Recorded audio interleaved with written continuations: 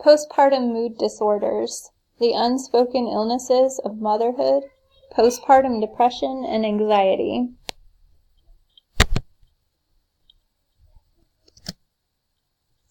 I will discuss the definition and symptoms, the prevalence. I will discuss suicide and psychosis. I'll discuss depression, how it impacts maternal and child bonding. I will discuss the emotions as an aspect of humanity from a biblical perspective. I will reflect on how stressful circumstances or perceptions impact the severity of postpartum depression. And I will reflect on biblical figures who experienced psychological distress and sought God's help. And finally, I will discuss treatment for postpartum depression. Postpartum depression takes on a variety of expressions, not limited to intense sadness and weeping, but it's also experienced through feelings of anger and rage, anxiety, fatigue, panic attacks, intrusive thinking, and feelings of hopelessness. Postpartum depression can be experienced as feelings of sadness and hopelessness, crying, and also anxiety, panic attacks, and anger. Symptoms of postpartum depression include mothers feeling numb or disconnected from their babies and a fear of failure within a year of having their baby. Psalm 139:14 attests, I praise you because I am fearfully and wonderfully made. Your works are wonderful. I know that full well.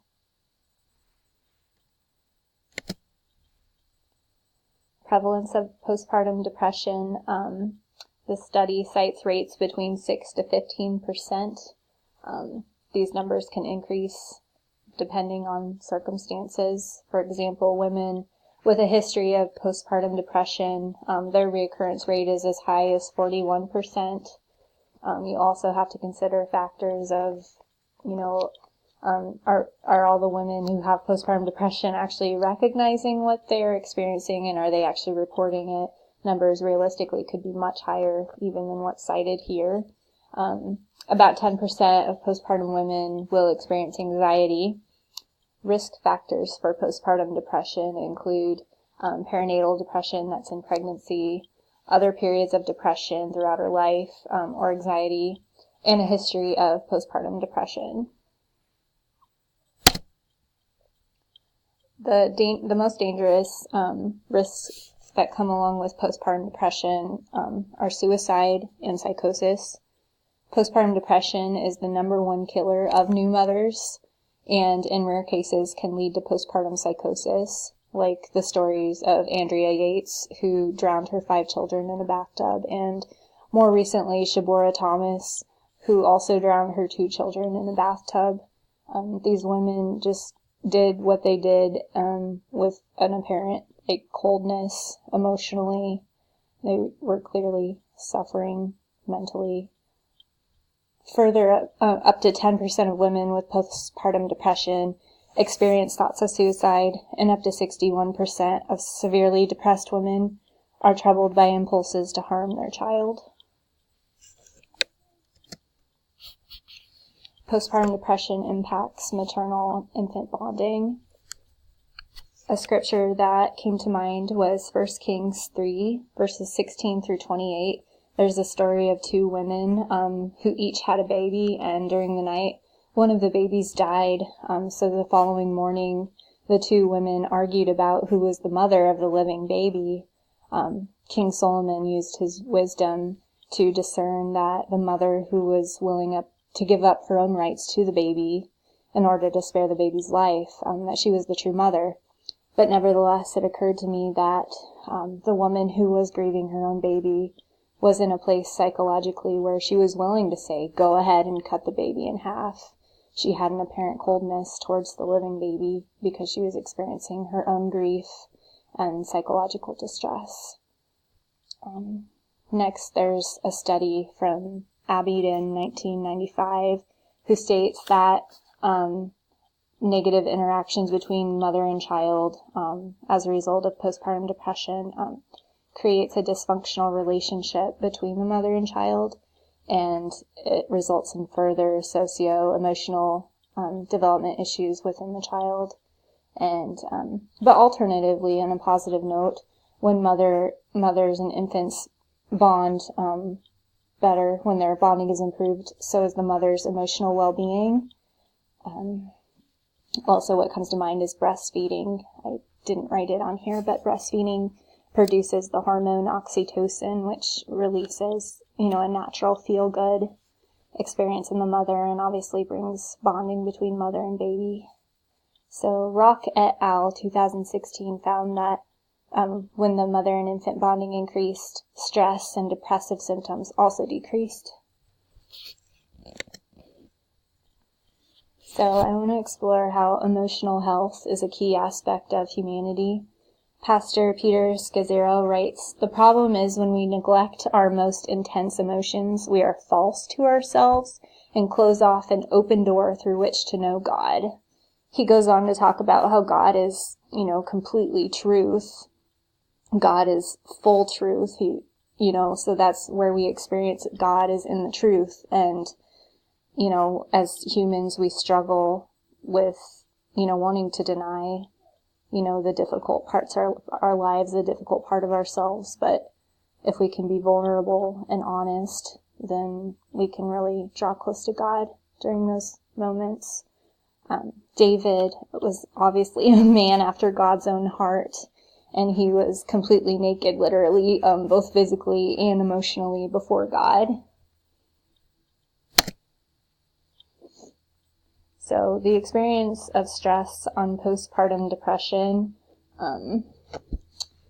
mothers impacted by high amounts of parenting stress are negatively affected in their ability to respond sensitively to their infants.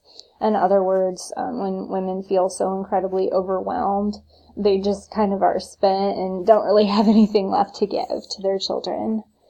So conversely, women experiencing postpartum depression, when under a great deal of at least perceived stress, they experience depression and anxiety symptoms to a greater degree. So basically, stress influences postpartum depression, but then postpartum depression influences stress. So it's just a vicious cycle. Additionally, higher levels of parenting stress they've contributed to less positive parenting behaviors, higher instances of child mistreatment and abuse. So biblical figures who can relate to psychological distress, as mentioned, David, he found his hope in God. He said, "Hear my cry, O God, listen to my prayer. From the ends of the earth I call to you. I call as my heart grows faint. Lead me to the rock that is higher than I, for you have been my refuge, a strong tower against the foe." Job is another biblical person who allowed himself to be vulnerable. "Why is light given to those in misery, and life to the bitter of soul, to those who long for death that does not come, who search for it more than for hidden treasure, who are filled with gladness and rejoice when they reach the grave?" Ephesians 6:12 explains, "For our struggle is not against flesh and blood, but against the rulers, against the authorities, against the powers of this dark world, against the spiritual forces of evil in the heavenly realms." I think this verse applies to mental illness because a mental illness is truly a spiritual battle. I think that when we are mentally unwell, it can open a door for demonic influence. Jesus, this I found so fascinating. Even Jesus said, before he was crucified, he said, "My soul is crushed with grief to the point of death." In other words, Jesus felt the emotion of suicidal ideation. I don't think that he dwelled on it, but he felt that feeling of wanting to die because he is in so much mental anguish. So there is treatment available for women suffering postpartum depression.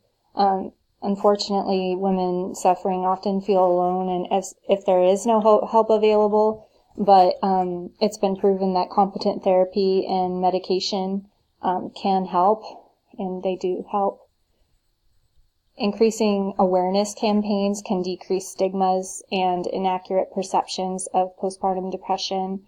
Loved ones were more likely to offer sympathy and support to new mothers when they understood that depression is not the fault of the person suffering. So stigma definitely needs to be pulled away, and postpartum depression needs to be seen as a legitimate mental illness, and there is help available to those suffering. To conclude, postpartum depression affects a large proportion of new mothers. It is actually the most common post-childbirth complication. Postpartum depression is often stigmatized and leaves women suffering alone from feelings of sadness, crying, anxiety, panic attacks, or anger. And in rare cases, untreated postpartum depression can lead to postpartum psychosis, which puts the suffering woman at risk for self-harm or harm to her children. In conclusion here, society and the church have a responsibility to support and help new mothers because postpartum depression affects the family unit and is therefore a community problem.